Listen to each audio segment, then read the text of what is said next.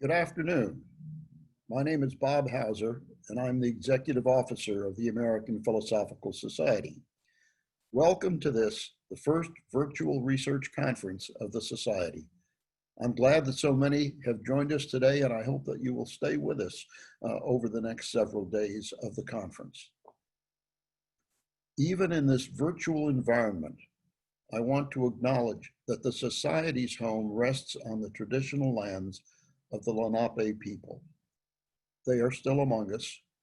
We honor their community and those of other Native peoples through our collections, fellowships, research awards, and outreach activities. Other communities have also been oppressed and dishonored through our nation's history, most notably Black Americans. The Society is not free from complicity in that history. We are taking steps to document, acknowledge, and remedy that where possible. Today, the Society has an increasingly diverse membership, and one of our priorities is for its elected membership to reflect the diversity of excellence in the Academy and throughout our nation. We have made it a priority to support the work of scholars from historically underrepresented groups through our research centers, internships programs, fellowships, grants, seminars, and public events. We actively encourage the work of individuals who want to explore the history of racism and oppression in this country and beyond. I encourage all those interested in learning more about these initiatives to visit our website, www.amphilsoc.org, and to learn more about our John Hope Franklin Fellowship, Phillips Grants, Native American Scholars Initiative, and Franklin Grants. I want to share my personal feelings of despair, anger, and at the same time, cautious hope following the outrageous murder of George Floyd and the abject failure of America's national leadership to respond appropriately to the massive protests that have justifiably occurred. To acknowledge this sad time, we at the American Philosophical Society have suspended many of our planned activities. However, because of the crucial role of facts, of evidence, of truth that is embedded in the mission and traditions of the Society, we have decided to carry out this week's conference. For those of you who are joining us for the first time, the American Philosophical Society was founded by Benjamin Franklin in 1743 with the mission of promoting useful knowledge.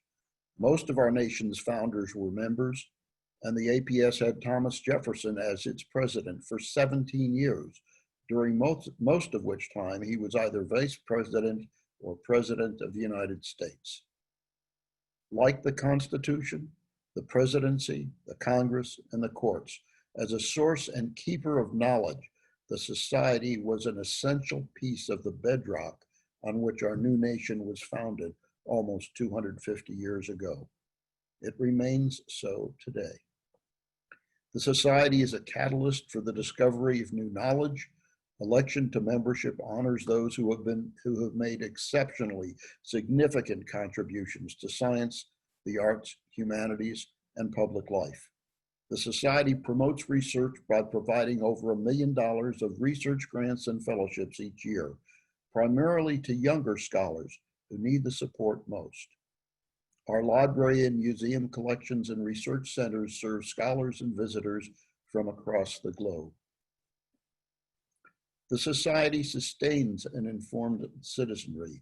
We do that through our meetings, influencing the influencers, and other events like this conference. Although our facilities are now physically closed because of the pandemic, we remain committed to serving our mission of promoting useful knowledge through virtual programming. Please check our website, again, www.mphilsoc.org, both for our permanent content and for news of forthcoming virtual events. With that, I'd like to introduce APS member and librarian of the Society, Patrick Spiro, who will introduce the conference. Thank you.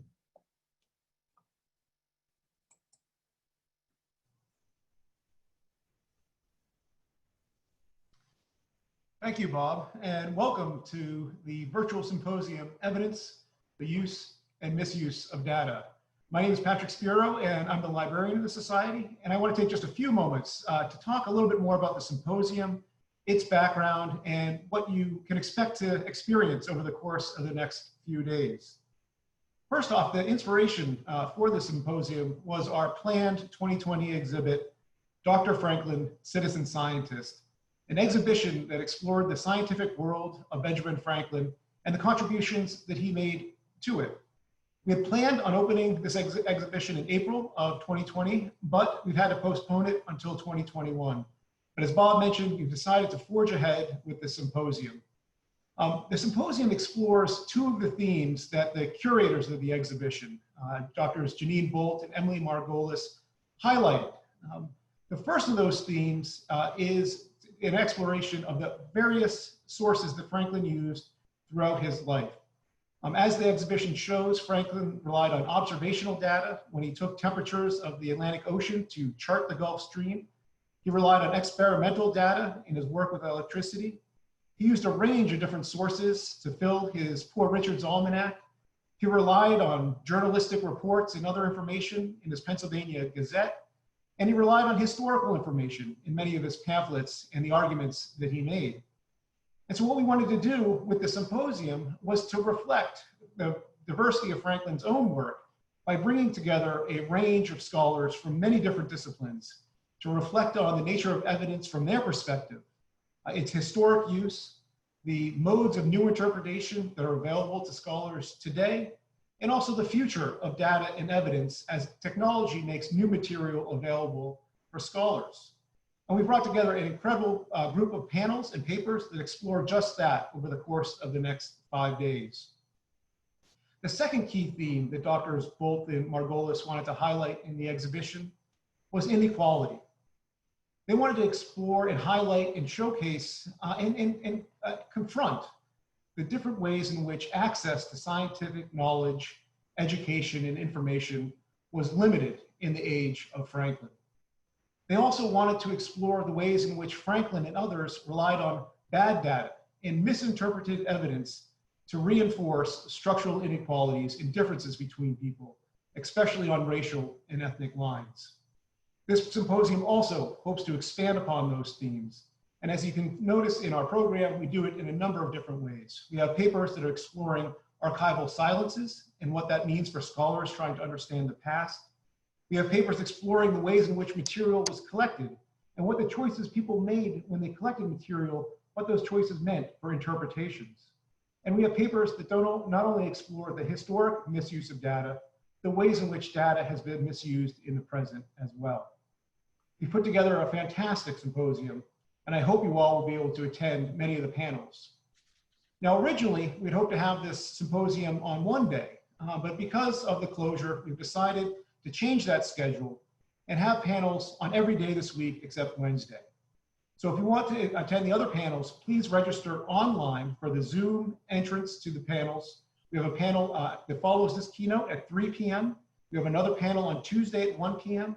We have 2 panels on Thursday at 1 p.m. and 3 p.m. And we have a panel on Friday at 1 p.m.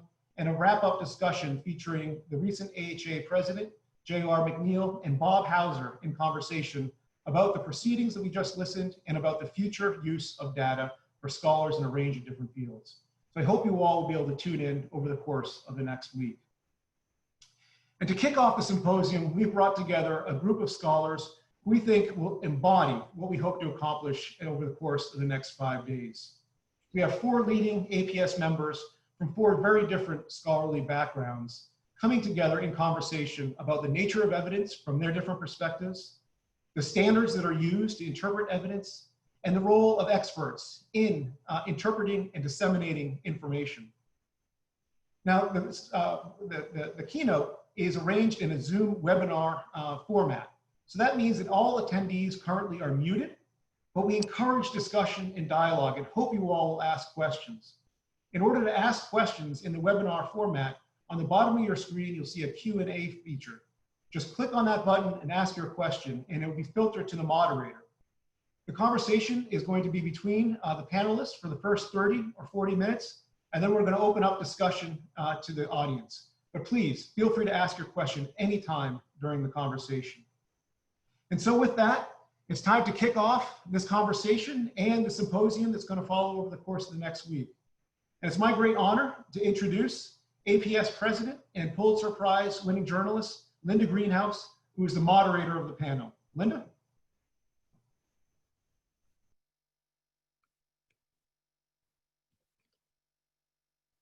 Patrick, thank you very much. I want to underscore what the remarks that Bob Hauser made about the tragic nature of the world we're living in right now, and underscore Patrick's comments about the real, almost surprising relevance of this symposium in this time, to interrogate the nature of facts and how we know what we know is an urgently important matter. Some of you may be listening to, as I am, to the podcast that our member Jill Lepore, the historian at Harvard, has started recently, called The Last Archive, in which she, week by week, asks the question, who killed truth? And she does it through looking at one particular episode, one particular anecdote every week. I recommend that highly.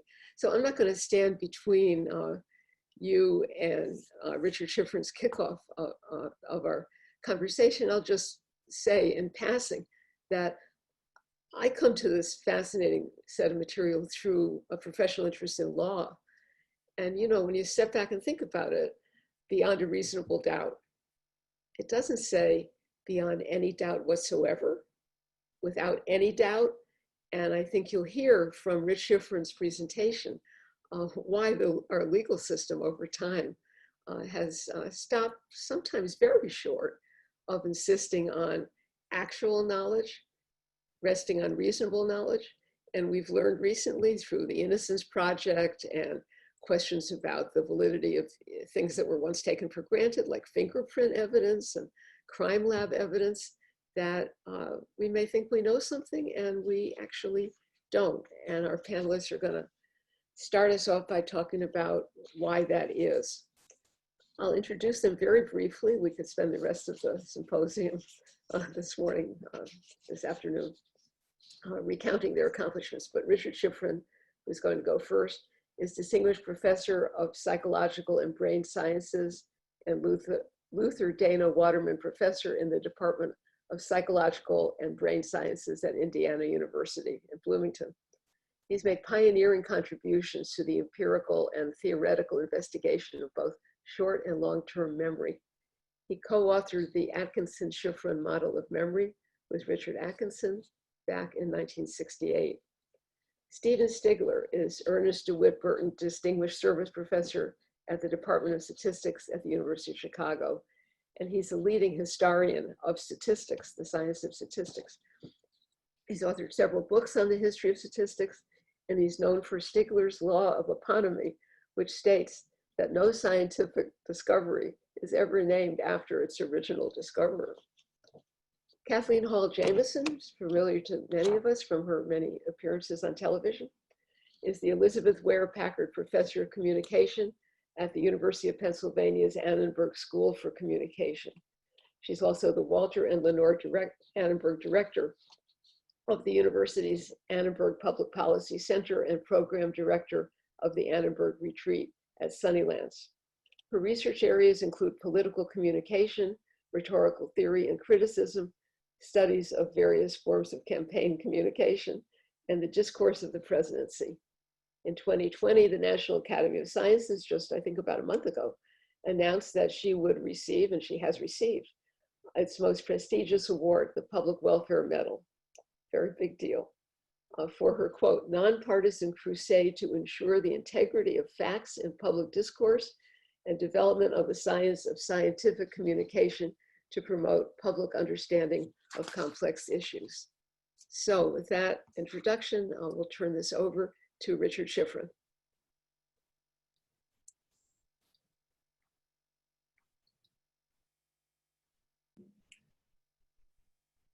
Okay. I thank Patrick, Adrienne, and Kyle, and everyone at APS who made this event possible. And I want to second Bob and Linda's remarks about current events. So let's turn to the next slide.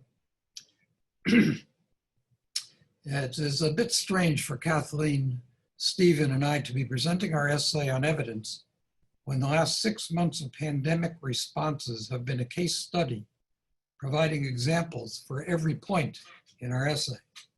However, we decided to leave analyses of pandemic evidence for future historians. Next slide. Time limitations lead me to focus on just one of the themes in our essay, that evidence collection, selection, evaluation, decision, dissemination, and action are carried out by humans and therefore are similar across all domains of intellectual inquiry, particularly including science. As a young scientist in the 1970s, I might have argued that scientific evidence evaluation is more valid and more accurate. It is clear to me now that every aspect of scientific evidence evaluation in particular, is like those in every other field. All depend on expert human judgment. Next slide. Some have argued that science is special because we can test conclusions in further experimentation. But other fields do this as well.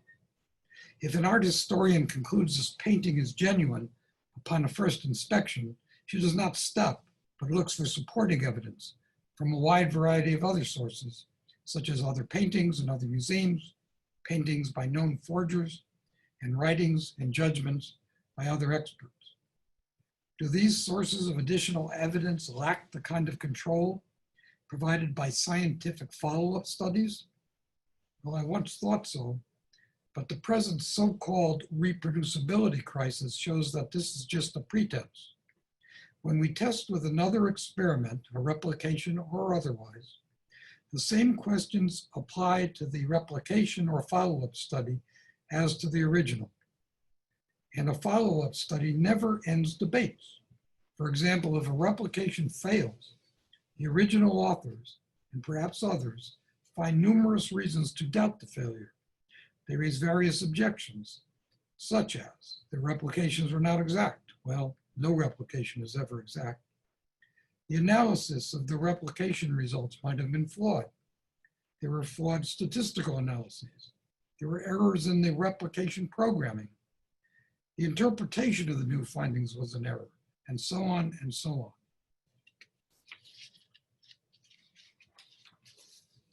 on. These sorts of competing scientific interpretations are encountered almost universally.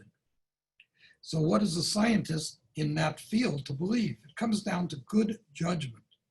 Every aspect of the evidence in every study, in the original study and in all replications and follow-up studies, is open to some degree of uncertainty and requires evaluation and judgment based not just on the studies themselves, but on everything the observer knows, including the past records of the authors of the various studies and even the professed beliefs of those authors. Such judgments are required because science does not produce facts, but rather as a body of methods that produce new questions and point to new ways forward. Scientists are not afraid of uncertainty, but embrace it. Uncertainty obviously does not prevent progress. Dealing with it properly produces extraordinary benefits that form the basis for modern society. To take just two examples, what will we do now during the pandemic without the internet? And where would we look for vaccines without the biological, medical, and health sciences? Next slide. Thus, proper respect for uncertainty is at the heart of evidence evaluation in science and in every field of intellectual inquiry. Good scientists know that no report and no follow-up study can be fully trusted.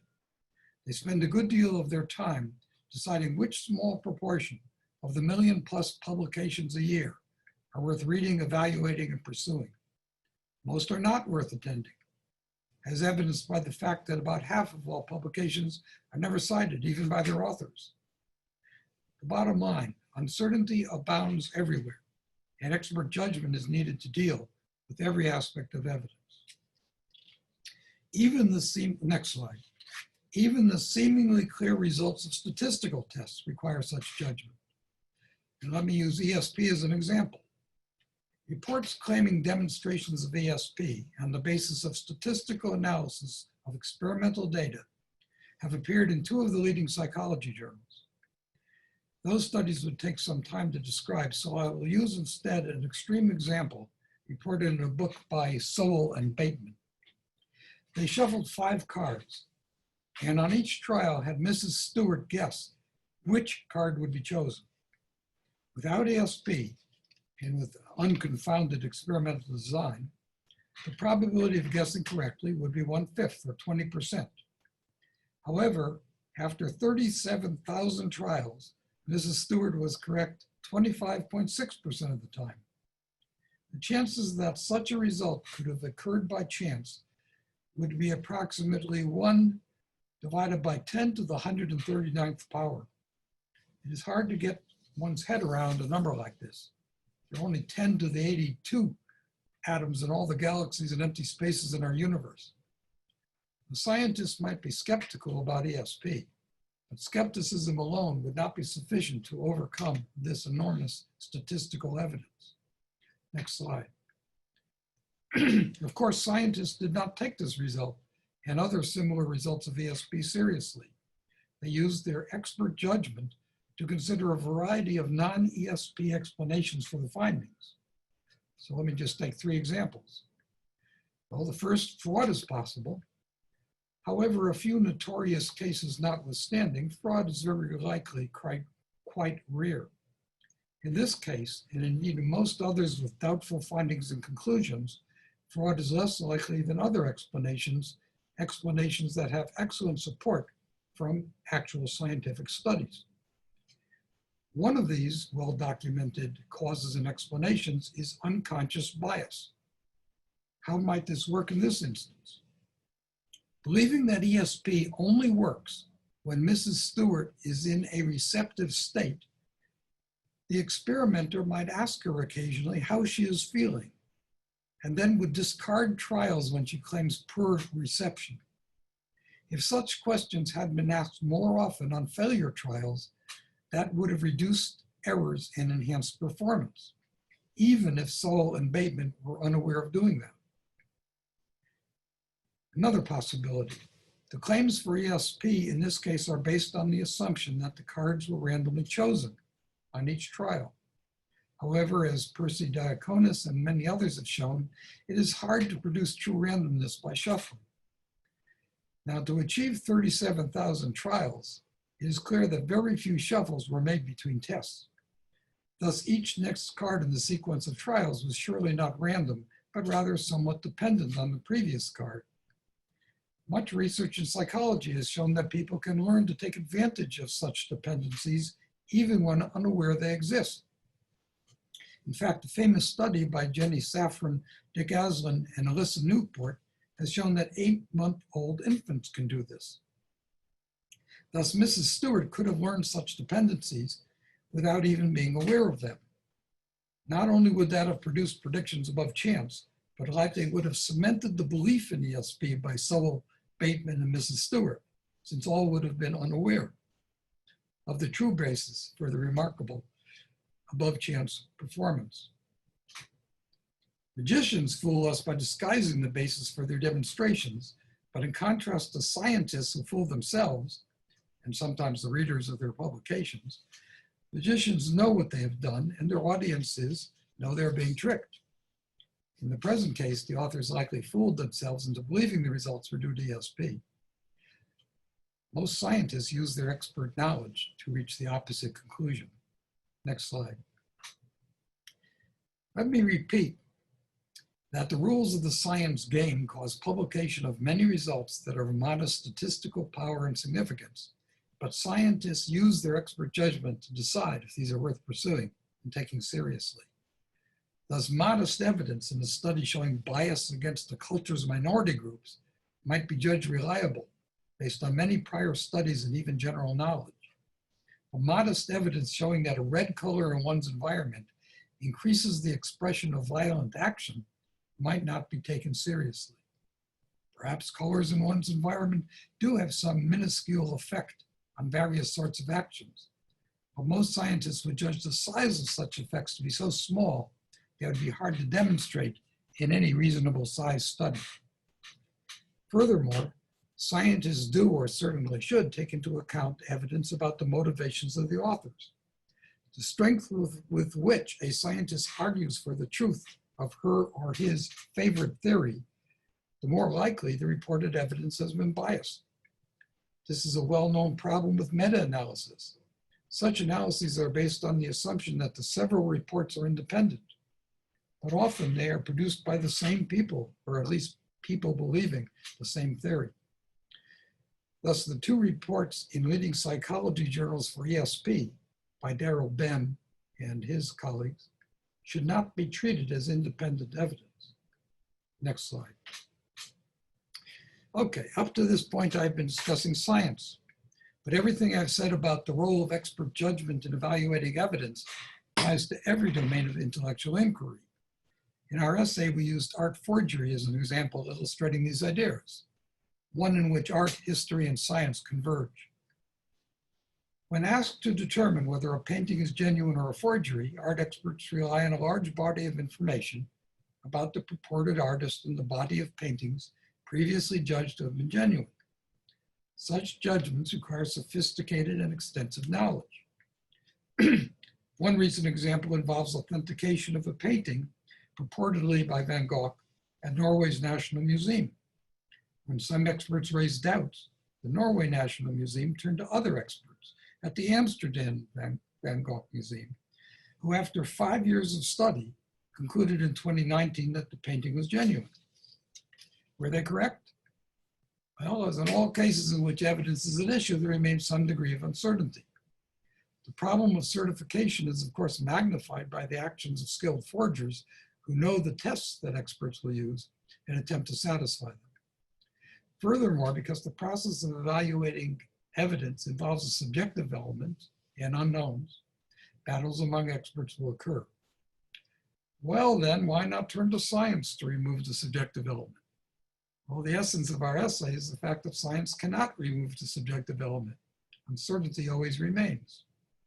Consider a spectrographic analysis of a sample from a painting that shows use of a pigment not available when the work was purportedly painted. Is this conclusive? Well, hardly. The test itself sometimes gives incorrect readings. The report of the results might be false. The humans carrying out the test might have been biased in the way they analyzed or interpreted the data, or might have made errors. An interested party might have substituted a different sample for the one extracted from the painting. The pigment in question might have been available to the painter, despite expert judgment and historical inferences to the contrary. The painting might have been exposed accidentally to the pigment years after the date of production. A nefarious party might have doctored a genuine painting with pigment that was not originally used. A human may have been bribed to submit a false laboratory finding. Well, these are some examples of some of the many factors that would need to be judged by experts. Next slide. Okay, I've tried to make clear that the issues of evidence in science are similar to issues of evidence in all fields of intellectual inquiry, all requiring selection, collection, and evaluation by experts. Now, of course, this raises a host of additional questions. Which experts? How many experts? These will likely disagree. Who should be trusted? What sources of evidence supplied by various experts should be weighted more than others? What are the roles of majority versus minority expert judgments? What happens when domain experts and laypersons differ in their judgments? What happens when, or what role does communication play? What happens when different elements of society rely on different experts? What happens when different groups spread lies and false news? These are some of the issues that we tried to address in our essay. But I guess now it's time for me to stop and let my co-authors make a few additional remarks before we turn to questions. Thank you.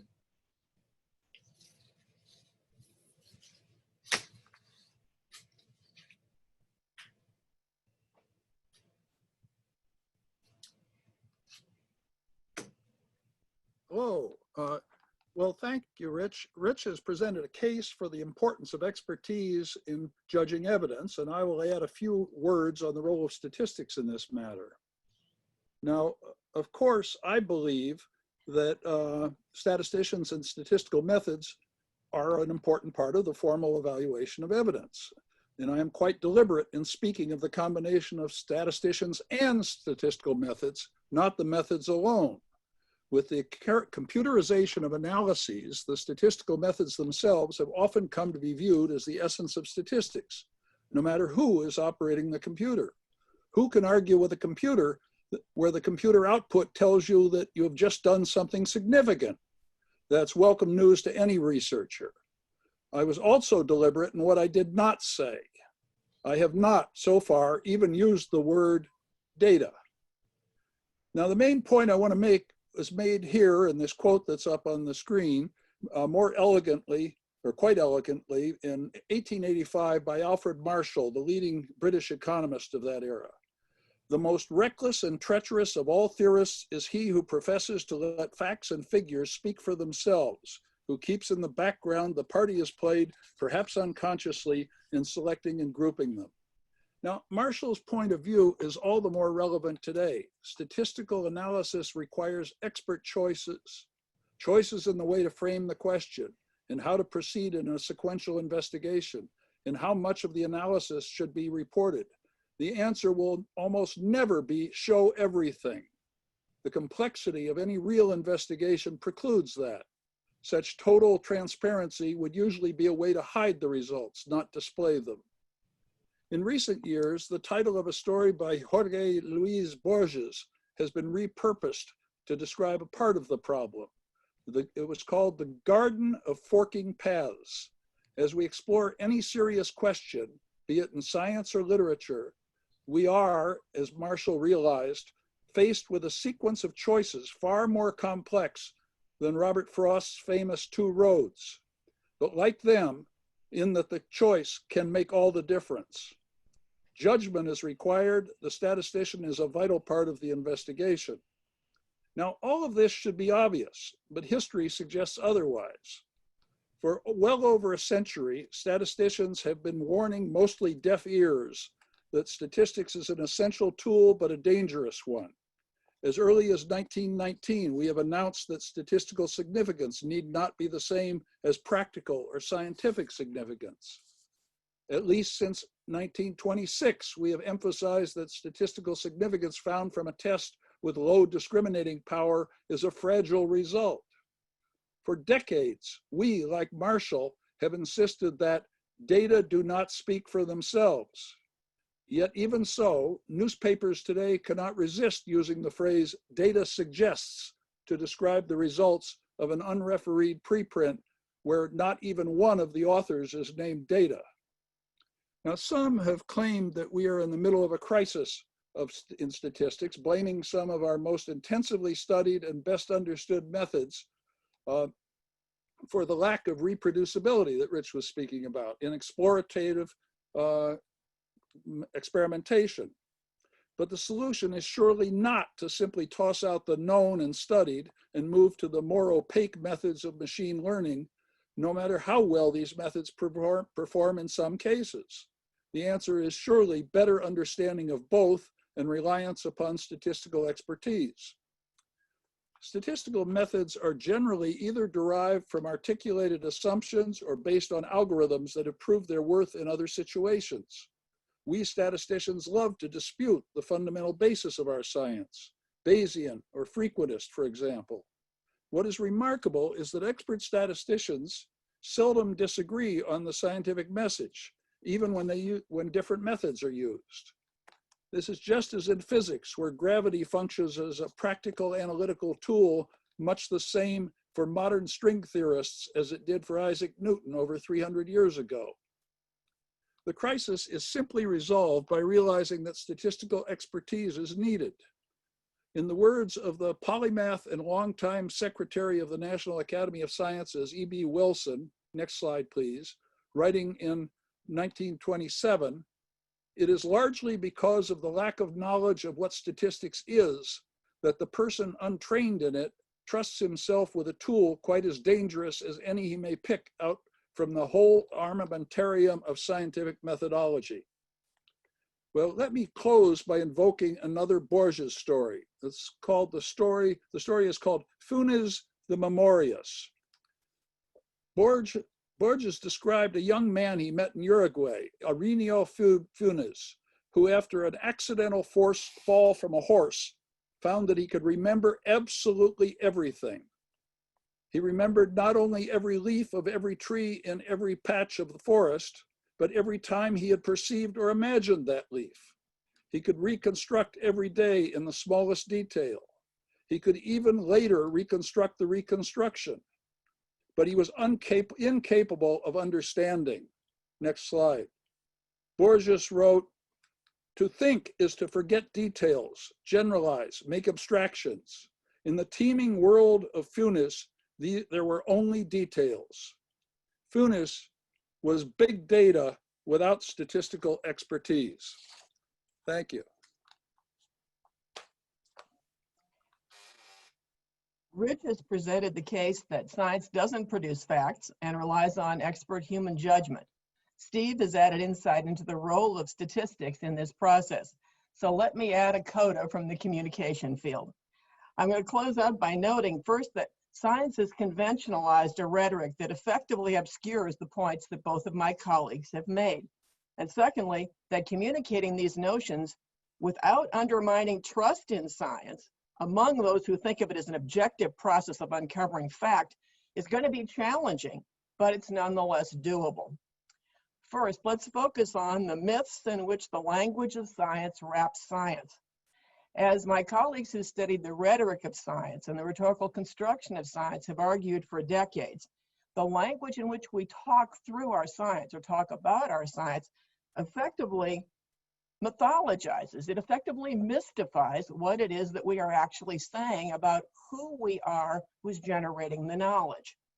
So we talk, as Steve noted, in language that suggests that data speak without a human speaking in relationship to whatever it is that those so-called data are saying.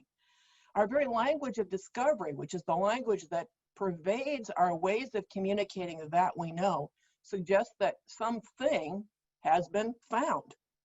Technical language mystifies the process by which statistical inference is generated. And reliance on passive voice in journal articles not only removes the voice of the scientist from the report, but implies a world rooted in the epistemic assumptions of classical realism. The data and methods exist in their own right in these worlds. They are untainted by human touch. They are the agents. So we say the data reveal. The structural equation model shows.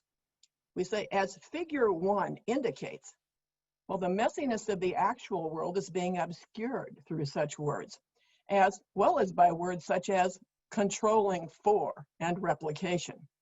The view we're articulating in this paper puts the scientist back in the rhetoric of science and centers our understanding of science in its provisional nature and its respect for uncertainty. There are challenges in communicating that science does not develop facts and ultimately relies on expert human _judgment. We live in a time, however, in which ideologically inconvenient science is dismissed by some as no more than wishful thinking, or worse, active deception. And that active deception in this construction of who we are and what we do suggests that we cloak our deception and our wishful thinking in a technical language that obscures the fact that this is actually just subjectivity writ large.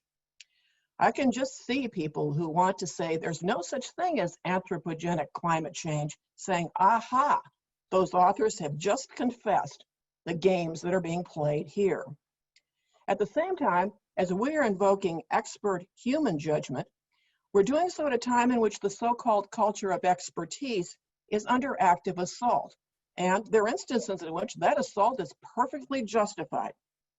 But trust in institutions, although not in science, has eroded. Again, and sometimes that trust in institutions should have been eroded. Those institutions weren't trustworthy to start with. But what that means is that when we invoke expert human judgment, we seem to be calling on expertise at a time in which the culture says, you three use the word expertise, You've got to be kidding. There are clouds on the horizon for science, although science is still as highly trusted on average as it has been in the past. And if we look to an August 2019 survey by the Pew Research Center, we see this subhead. More Americans have confidence in scientists, but there are political divides over the role of scientific experts in policy issues. That same report contains this telling sentence. Americans are divided along party lines in terms of how they view the value and the objectivity of scientists and their ability to act in the public interest. Now note the word inserted in the middle of that sentence by the pollsters who are writing up their finding, because they are assuming that the objectivity of scientists should be a given. And that is in fact an assumption that we are challenging in this paper today. So how are we to communicate that science does not produce facts and relies on expert human judgment without eroding the levels of relatively high public trust in which the enterprise is commonly held? And how are we in the process to tacitly note, actually not tacitly since I'm about to say it, that we have an encompassing notion here when we use the word expert of the range and kinds of expert and expertise that need to be honored in scholarly inquiry? Well, the answer to how do we communicate about science and about our concept of expert human judgment comes from, I think, the same survey that mistakenly thinks that we're supposed to be objective. It says higher levels of familiarity with the work of scientists are associated with more positive and more trusting views of scientists regarding their competence, credibility, and commitment to the public. So here for me is a takeaway. The idea that expert human judgment is central to the process of determining what constitutes good, inference-justifying evidence in science does not open science to individual whim, because however imperfectly we honor what we usually call norms, but which I would call forms of aspiration, those things that say we honor transparency, reproducibility, and replication, and a culture of critique and self-correction, all of those aspirations increase the likelihood that the charlatan will be unmasked and that the unreliable finding will be exposed. And to the extent that humans can make it possible in an imperfect world, replaced with another finding, another insight, which will also be subject to those same protective activities, and as a result, to change across time in what we say we know and how we knew it. Linda. Okay, thank the three of you. I'm going to lead off with a question that jumped out at me from reading the paper. And Kathleen, you a few minutes ago used the word norm. And, you know, we all salute norms. But in the paper, you make the point that norms can be stifling. They can require the recapitulation of what's known and inhibit new ways of thinking.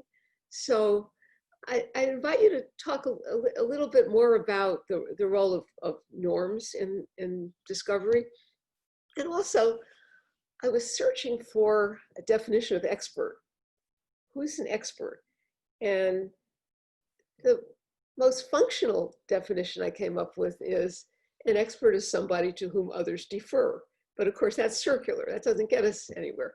So I'll just throw this on the table: norms and who's an expert and how do we know? I think we should give this one to Rich.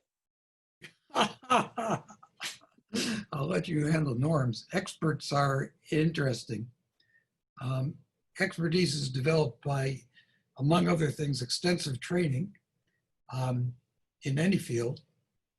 And then usually by some kind of agreement among other experts that certain experts are indeed expert because they have produced results that are trusted and work well. This is a circular definition of what an expert is, but it's necessarily so. And I think that we all live with this sort of thing, that we never know for sure who are the experts or the best experts, but we trust that the experts themselves will somehow circulate among themselves and converge on some kind of a proper decision. And of course, I'll just interject that this comes up in law all the time. So somebody's presented as an expert witness. Well, it's up to the judge to decide whether to allow that person to testify as an expert witness. So in the not too long ago days, the judge was instructed under the federal rules of evidence that you look at the sort of collective body of wisdom that's out there, and that's, the judge passively kind of accepts, rubber stamps that, and lets the supposed expert testify. But in 1993, a case called Daubert, the court changed the rule, the Supreme Court changed the rule and made judges the gatekeepers of the expert witness, really put quite a heavy burden on judges, especially in cases like toxic torts, where there's big battles over, did this product cause this injury, and how do we know, and this kind of thing. So judges who are not science trained, are not statistics trained, are not evidence trained, are now have this gatekeeping function that is very consequential in almost every case. But who wants to take on my norm question? And then I'll turn to some of the interesting questions that have come in through the Q&A function. So norms. Well, I'll just say a word. Norms in statistics are evolving, but they're usually informed by experience. And while we did make the note that you can get locked into a system of norms which can preclude out of the box thinking, we didn't say that, at least I didn't think that we intended that norms should be discarded. They're a useful guide, but they should be taken with a grain of salt, because occasionally they have exactly the opposite effect that you would wish. Right.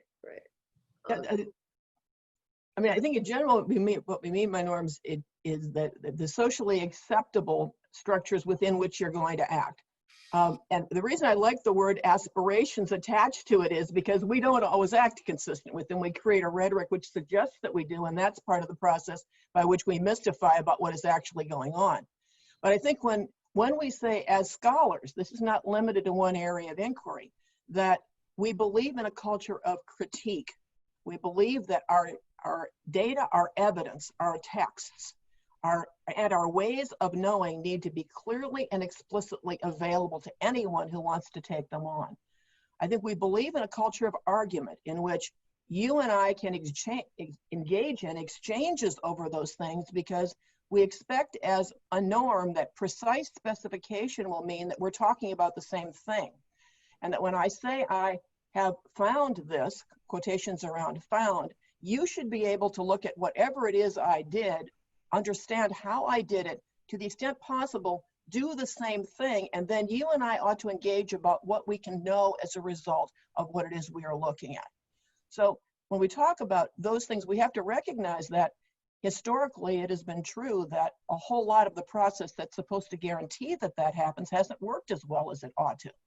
The move now to increase the likelihood that the code that one uses when one is generating insight is made available to others so that they can reproduce that. The data themselves are available so that you can see them. The text that you analyze are available. The content analysis that you do is disclosable. That is what lets the culture of critique work, and it's the culture of critique coupled with that transparency that should produce a self-correction over time, which should increase the likelihood that what we say in the paper is true, that we advance knowledge as a result of holding to those aspirations to the extent possible and critiquing each other when we do. A key question being, are all the relevant people who are able to make that critique at the table to be able to do it? Are their voices heard? Are there methods of alternative ways of knowing honored? And all of those in an environment in which we need to recognize that exchanges based on argument should increase the likelihood that we can talk with each other in ways that clarify. So maybe the most important norm of all is the norm of transparency from the beginning, so that you can get that informed critique. That's very helpful. Thanks. Let me turn to the questions, and this question came in early, so it was aimed at Rich Shiffrin, but I think it would apply to really all of your contributions.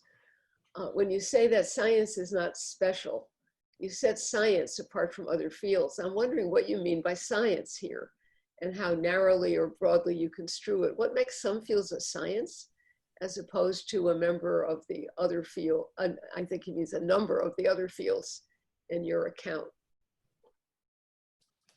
Well, all boundaries, artificial boundaries and partitions of this sort are fuzzy.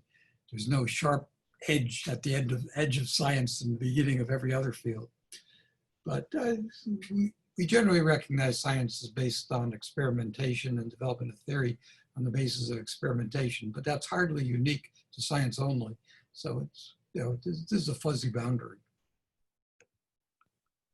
Okay, and anybody else want to add to that? Okay, so here's one.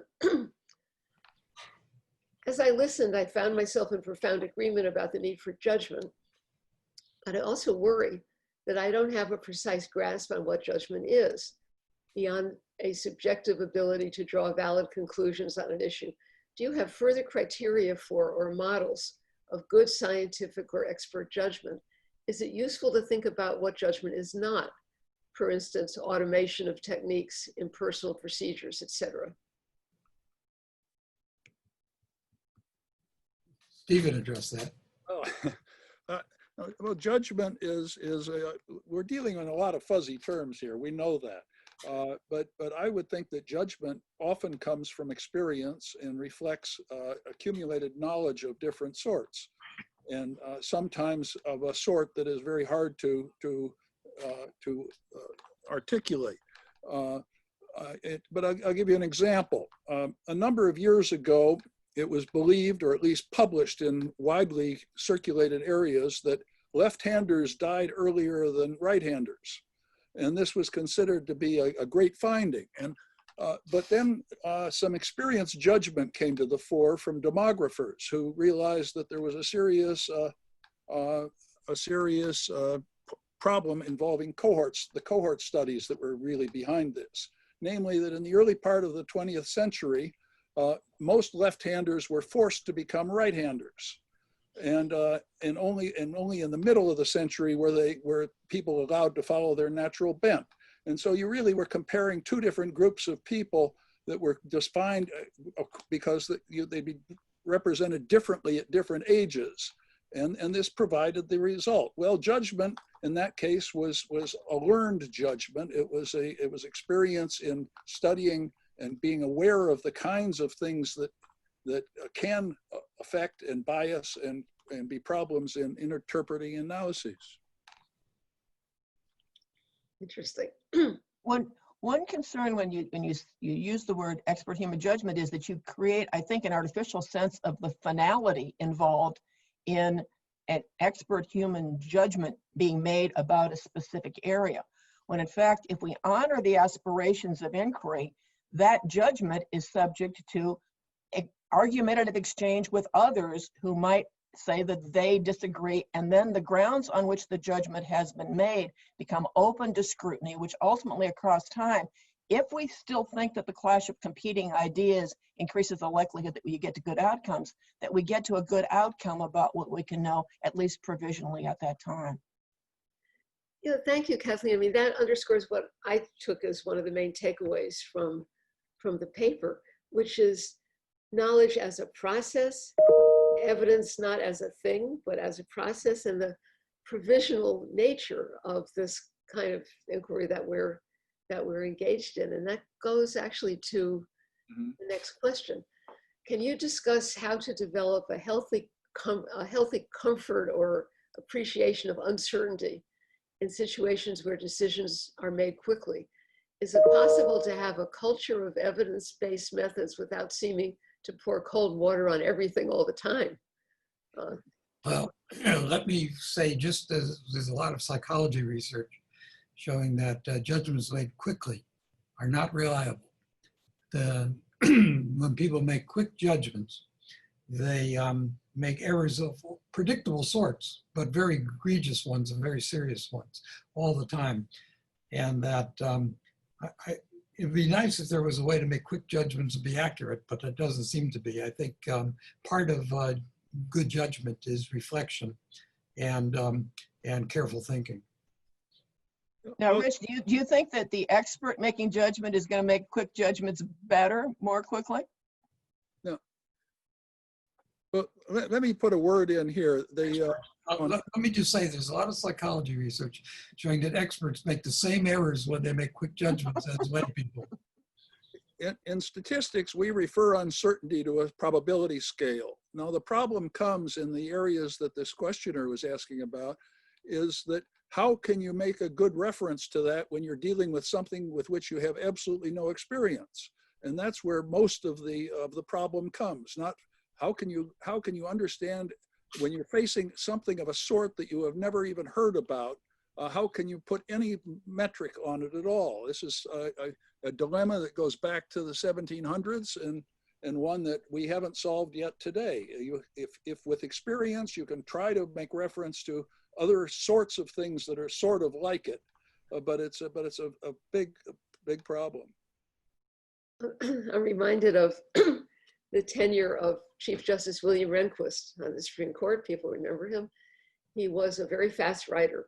He would assign himself an opinion and he would have a first draft within a couple of weeks.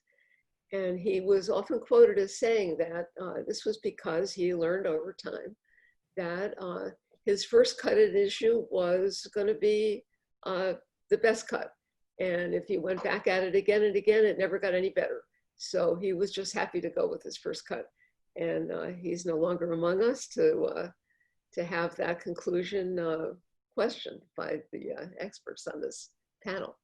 Let me remark that his idea of a first cut is not exactly some off-the-cuff judgment made after 2 or 3 seconds of thinking. He's probably talking about a first cut after reviewing the entire case and evidence for some length of time. Well, thank you. I want to be very fair to the late Chief Justice. Which is also part of the concept of human expert judgment, because it assumes that across time, one develops a capacity of understanding that is better because of all of the learned experiences, of all of the exchanges in which one has been found to be wrong or faulty. This question comes from someone who I infer is a judge, who says, I have presided over many jury trials where well-qualified experts present differing conclusions on very complicated scientific points. Juries of average laypersons must decide and use their judgment as to who to believe, most often well outside of their ken. Should there be more consideration of blue ribbon juries? Do you think that resulting jury verdicts would be much different?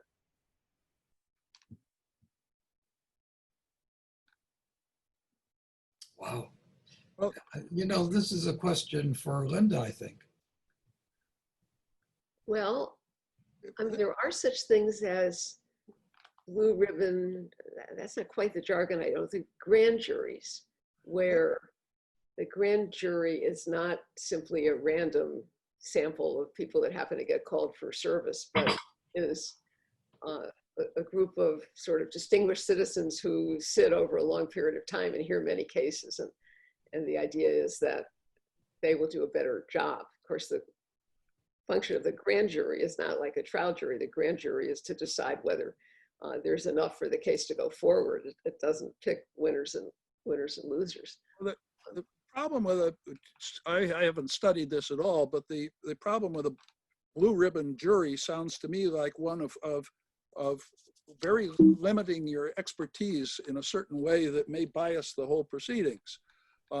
For example, this comes up in basic questions like, how do you fund science? And then different disciplines will get together and the wise people at the top of the discipline will decide on which are the most worthy projects and decide that those should be funded. Well, this is systematically dealing out the people at the bottom who are working on things that the people at the top, who are often much older and much set in their ways, think are important. if you have a blue ribbon jury, you are restricting things. The random juries that are chosen for most trials gets away from this. But it's a little bit like William F. Buckley saying he'd rather be run by the a random selection from the Boston telephone book than the faculty of Harvard. Right. If there are other judges in our audience of, I think at this point, more than 300 people, please weigh in. I think that would be very interesting. Here's a question that goes kind of back to the norm issue. How can we allow new ways of knowing and new methodologies to be more readily tested and accepted? Experts so often automatically dismiss innovations that challenge their established practices. Yeah, this is a difficult problem that's always been true in every sphere. There's a lot of inertia in any system of this sort, in culture and in society. And that takes a long time often for change to come about and for new ideas to emerge. It often happens, it's just that we can't expect it to happen instantly. It often is a very slow process. Well, but the other side of that is that it does lead to stability, which can be bad too, but if it's too stable. One of the challenges is we've created a journal structure and a book publishing structure through institutionalized publishers that is biased toward having the old guard control what gets through the channel to be communicated. And one of the exciting things about the advent of digital online publishing is it's by reducing the cost of publishing, we've increased the likelihood that someone who believes that there's a way of knowing that's been marginalized, there are groups of scholars whose ideas and insights have not been taken seriously, can in fact find a venue for grouping, communicating, and then trying to break through the barriers that were once virtually impenetrable, but now are able to be better taken down because there are others across the scholarly community who can watch those exchanges and say with interest, those are insights that are worth being absorbed, not being absorbed, they're worth incorporating into the lexicon for all of us. So I think part of what has inhibited the abilities of some of these new insightful ways of knowing, alternative methodologies, if one wants to use the term methodologies, and voices that experience differently and communicate experiences differently, all the things that stood as a barrier still are there to some extent, but are now, I think, more readily able to be broken. And we condemn the proliferation of journals on the grounds that nobody can afford to read all of them. Well, the positive sign is if we can also find a way to get access to them through all these paywalls so that everybody's ideas are online and not only the journals that can get big institutionalized structures behind them and their ideas, which will tend to tie to the old guard, but also those that are innovating can find a way into our libraries through open access, through large-scale publishing agreements that break the lock of traditional publishing on the way in which ideas are disseminated. We could advance our ways of understanding dramatically very quickly. Let me thank Kathleen, who has spent a good deal of her career pointing out the evils of the modern digital society and things like false news and everything else, and compartmentalization of knowledge and expertise. I'm glad to see you have something good to say about the modern digital society. Well, Kathleen, I think what you're really talking about is sort of who are the gatekeepers and the gatekeeper function. Who's going to keep new ways of thinking out? Who's going to let new ways of thinking in to be challenged and disseminated? So I think that is something positive. And if we move to a model where it's in place of the publisher carrying the cost, the individual scholar does, you're going to again marginalize because those who don't have the resources will not be able to pay the entry fee to have their ideas accessible. And so I think a critique of the ways in which we've commercialized knowledge is long overdue, and universities should be at the forefront of breaking down those barriers. There's a question or a comment here really that goes to what you just said. I'll just read it. Experts and expertise is also in social perception. For example, in this panel, there's no diversity in terms of culture, race, or ethnicity. Most of the references used belong to a white cultural perspective, and so this panel normalizes experts as belonging to a certain cultural perspective. I'll just let people comment on that if they would care to. Does that raise questions about who It's gets true, that it's gate? problematic, and we need to it's true and it's problematic. And we need to work aggressively to change that. And Kathleen, this is a question for you. You're devoting a chunk of your life right now to answering it, I think. How do we train experts to convey complex studies to non-expert audiences that need succinct conclusions? Rich's field has done an enormous amount across time to understand how it is that we come to process information, make sense of it, and how our human dispositions, our biases get in the way sometimes of drawing the kinds of inferences that we really ought to, given the available range of evidence. I think that the challenge is finding a way to take as much of that kind of fine scholarly research as quickly as possible into the journalism domain and into the ways in which we communicate our own scholarship to each other. I'm concerned in particular by the ways in which we've conventionalized our scholarship that create misunderstandings of what scholars are actually saying when they say they know. Our journal articles, for example, are likely in many of the science areas that I have worked in to ignore the previous work that's been done by others, to downplay, by virtue of arguing the significance of what is being discussed in this article, to downplay all the false starts, all the ways in which someone got something wrong. And it makes it look as if some person woke up one morning, had a stunning insight, and as a result delivered this brilliant paper. And that conveys a misunderstanding about how science comes to know. It creates a misunderstanding about the iterative nature and provisional nature, because then the second thing we do is make it sound as if our findings are the truth, the knowledge. And we underplay all the unanswered questions, all the uncertainties in the process of, I would say, hyping our contribution. And in the process, we are doing what you'd expect a human to do in those circumstances. We need to overcome our own psychological bias toward that way of communicating what we have for insights about knowledge. In the process, we open ourselves to something that Rich has written about. We open ourselves to people realizing that there's been a retraction and something has proven to be unreproducible. And people say, oh my, that must be something's dramatically wrong with science. That doesn't mean there's something dramatically wrong with science. It means that humans are involved in an enterprise. Humans make mistakes. Humans are flawed. Humans engage in fraud. There's equal distribution across the population, as far as I can tell, of all the human foibles. But we haven't managed in communicating our science to communicate all the false starts that were there, all those things that we've overcome, and all the limitations in our work. And so we're vulnerable to people overgeneralizing a retraction to thinking the whole of a scientific enterprise in that area is broken, when in fact, it is not. It is just being science, uncertain and provisional as it is. Let me mention, by the way, about this. Scientists are constantly being told they need to be better communicators. Yeah. But that's an expertise of its own. And scientists usually aren't very good at it. They're not trained. It's not what they're trained to do. And although they can usually get better somewhat, the role of communicating science probably needs experts like Kathleen and others who are knowledgeable enough about the science and about the ways to communicate it that they can do a good job of translating the science and the message for the general public in a way that does the job right.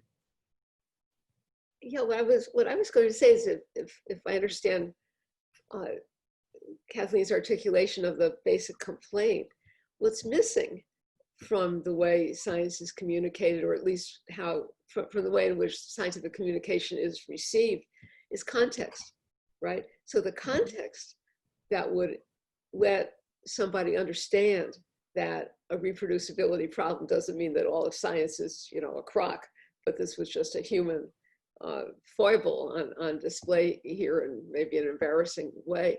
The context for a discovery that builds on years of prior incremental discoveries and that kind of thing. So I think context is speaking as a journalist, context is one of the hardest things to convey in journalism, because it takes up space. Yes. It requires background knowledge. You have to speak with some semblance of authority.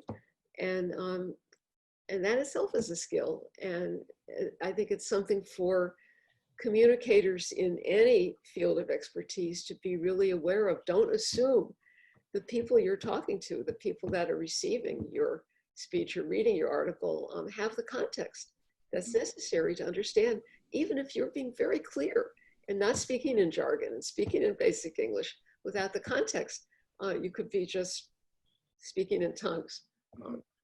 There are two comments here that are sufficiently similar that I'll just read them. They're not so much questions, well, they're questions, I guess.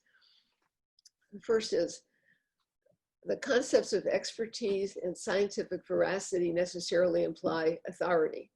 Are these concepts fundamentally authoritarian, or perhaps in contradiction to the values of democracy, markets, and decentralization?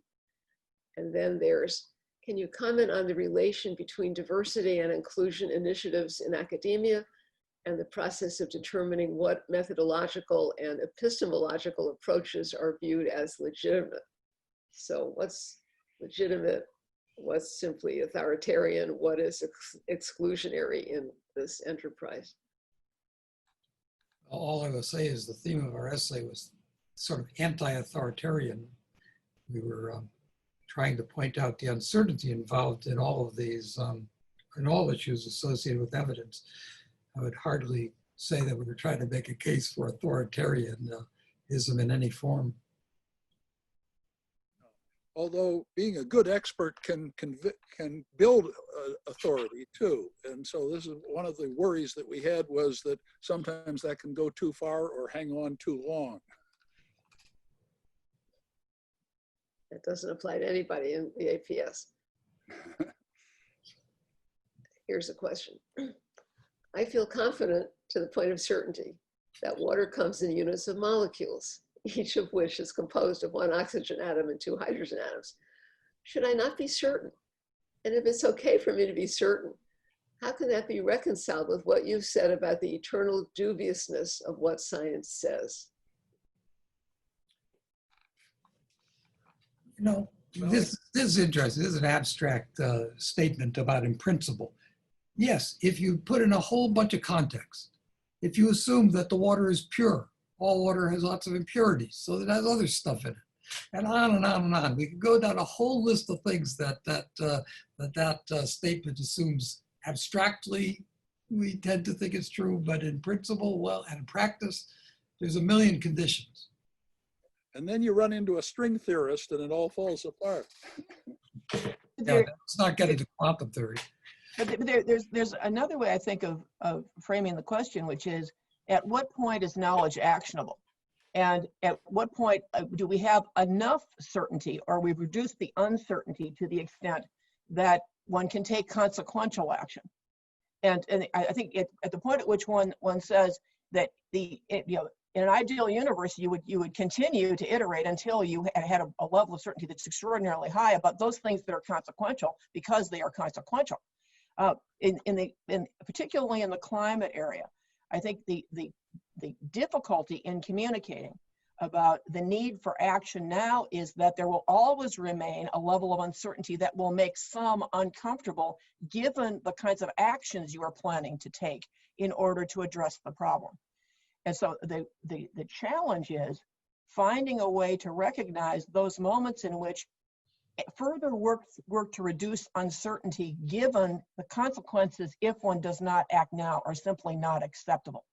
And in those circumstances, when we invoke expert human judgment, one is essentially saying, I think, in legal terms, the preponderance of the evidence is weighing in this direction. And to the extent that, and the preponderance of the evidence suggests that the consequences of inaction are of this kind and sort, that we ought to balance those in the direction of action now. And so I think the domain in which we are working, which is, as the scholar thinks about this, at some point hits the point at which, and the experts who have generated the knowledge and have weighed out all they can in terms of provisional nature are asked to make the best possible recommendation, balancing out the need for action against reduction of uncertainty. I'm thinking of the slogan, you've all heard it, don't let the perfect be the enemy of the good, right? So when it seems that it's time to act on the best knowledge that we have in terms of policy making, to say, well, wait until it's 100%, not 99. Well, I don't want to get statistical, but I'll turn to a question, I think, for Stephen Stigler. I dreaded statistics growing up and spent a good chunk of time as an adult trying to close the gap between what I should know and what I don't. I know many other people who shared my youthful hatred of the field. Oh dear. I imagine this has contributed to the national confusion and unappreciation of evidence, the scientific method, and the role of data. Do you believe this is fixable as a culture? Is this a problem society just has to live with? Are there places, cultures, countries where you have seen the role of evidence ingrained or more appreciated? Well, I can't speak for the whole world, but I can say that there has been a definite gain in the US in the teaching of statistics in elementary school and in high school in a way that never was done when I was a kid. And so that I think that people have a chance to learn a little bit. Now, the danger, as you going back to my earlier remarks, is that sometimes a little bit of knowledge can be a dangerous thing. And so there's always more to be learned. But it certainly is true that the number of people who have come up to me and said that they hated statistics in college or wherever is legion, is large. But I always say that you just had the wrong teacher. They didn't go to the University of Chicago, obviously. Yes. Right. Here's a question. Thinking about the apparent difference between the public's feelings towards scientists versus expertise in conjunction with the notion that people don't like Congress. Oh, wait a minute, this question disappeared on me. Wait a minute. People don't like Congress, but they like their own congressperson. Do you think that foregrounding the persons involved in research, making that a norm, would help teach the public about the central role of human judgment in discovery? Or would that make it easier to discredit research? That is, discredit the researchers in order to discredit the work. And actually, there's an immediately following question that is maybe related, so I'll ask that one too. How does the work of disenfranchised peoples get judged differently? Should it be? Can we hold that data produced by disenfranchised people by the same standards applied to those with proper access to science and data? So should we make the researcher, should we make Dr. Fauci the personification of dealing with the pandemic, or should we just talk about the science? You know, Kathleen is probably the person to address this. I think that it's an interesting question whether proper communication were better by putting a single face on the nature of the communication. Kathleen, what do you think? Yeah, I mean, when we have to communicate quickly, or where we need action to be taken directly, the trust in an individual who can communicate on an ongoing basis becomes really important, which is why the Dr. Fauci's of the world are so important when we come into a pandemic, and why efforts to discredit them are so highly problematic. And one worry is that when you politicize science, when you ask the question, can I trust what the CDC and NIH and FDA and DOA are telling us, because they might have been manipulated politically into not telling us what they can know from the available methods, we're sacrificing our ability to have someone who is credible stand up and have their knowledge treated as if it is reliable enough to prompt individual action. And I worry in particular in a context in which, at the point at which there is a vaccine, someone whom we trust enough to say that it is safe and effective is going to have to say it's safe and effective. And if we don't believe that because the knowledge has been corrupted, if we don't believe that because the process has been corrupted, if we don't believe that because we no longer trust people to tell us that from the point of departure they're coming from the agency or the person, we will not be able to get a reliable vaccine if there is one deployed at the level that is required to get the community immunity to stop this pandemic. And so asking the question, how do we preserve the integrity of the scientific process from corruption on political grounds? And how do we protect the voices of those who are articulating the science? Listen to Dr. Fauci as he talks about what we know about hydroxychloroquine. He basically said, wait until we get the clinical trials, the randomized control, clinical, et cetera. He basically walked through a science knowledge communications seminar with the nation, sitting in the Oval Office, I believe, if my recollection is correct. And he was saying, wait, at the same time as the president was saying, I'm taking it, what have you got to lose? We need to be able in those moments to trust the science when the science says we're not there yet, so that when the science says we are there yet, we can trust that voice as well. Well, that doesn't mean that we shouldn't be able to question people. I think that even authorities should be open to some questioning. I'm sure that we can learn more that way than taking it on absolute faith. But because it's also true that even the greatest authorities are operating from one corner. As Dr. Fauci says, he's representing a medical view and giving his very best advice on that. But there are other questions that come up, like economic factors and the like. And he was quite frank on that. But he does not know the answers to everything. And so we need to question and find out what parts, how to put different parts of information together.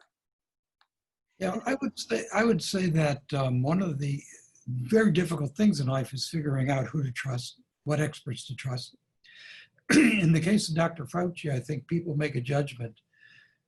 One, that he is conveying a consensus of expertise when he talks and gives us his information, and that other people believe that he is doing so, that other experts think he is a good spokesman to convey this information.